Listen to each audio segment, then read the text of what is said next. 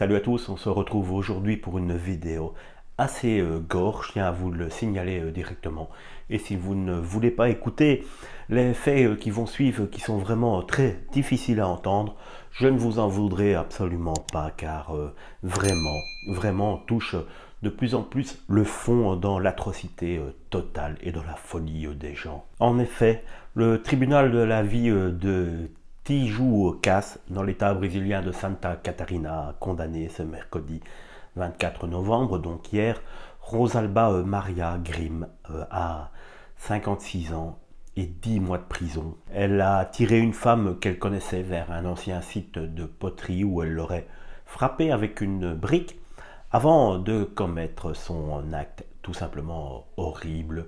Le procès, qui a duré une quinzaine d'heures, a donc abouti à la condamnation de la jeune femme pour meurtre aggravé, tentative de meurtre d'un bébé, recel de cadavre, entrave à la justice, enlèvement de mineurs et déni de droit d'un nouveau-né. Oui, tout ça, mais elle le mérite entièrement. Le crime a eu lieu le 27 août 2020 et l'accusé est en détention depuis lors selon les enquêteurs. L'enseignante Flavia Godina Mafra est décédée après avoir été frappée donc plusieurs fois à la tête avec une brique.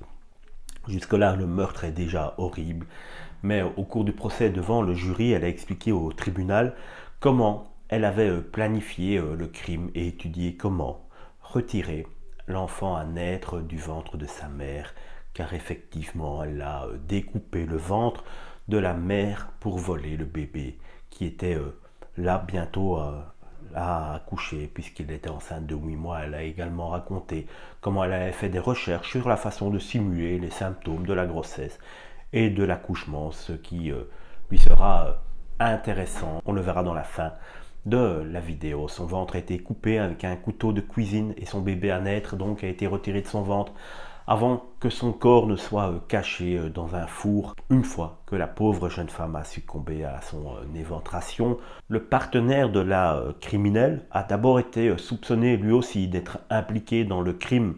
Il a été libéré cependant le 7 octobre de l'année dernière et acquitté le 27 juillet de cette année. Le procureur de l'époque a conclu qu'il pensait lui sincèrement que sa partenaire était enceinte, car celle-ci, comme je viens de vous le dire, a simulé sa grossesse. Durant de très nombreux mois, la défense de la femme peut faire appel de la sentence, mais il y a de fortes chances que même en appel, elle reçoive toujours une peine tout à fait immense par rapport à son crime. C'est tout à fait logique. Comme je vous l'ai dit en début de vidéo, on atteint tout simplement des sommets dans l'horreur. Et donc ce crime, c'est-à-dire l'éventration d'une femme enceinte prête à accoucher, ressemble énormément à un fait divers qui s'est déjà déroulé il y a maintenant quelques années aux États-Unis et dont la personne avait été, elle, condamnée à mort et elle a été exécutée ici en début d'année pour ce crime horrible, une fois de plus. Voilà pour cette info complètement folle et n'oubliez pas, prenez bien soin de vous. Salut!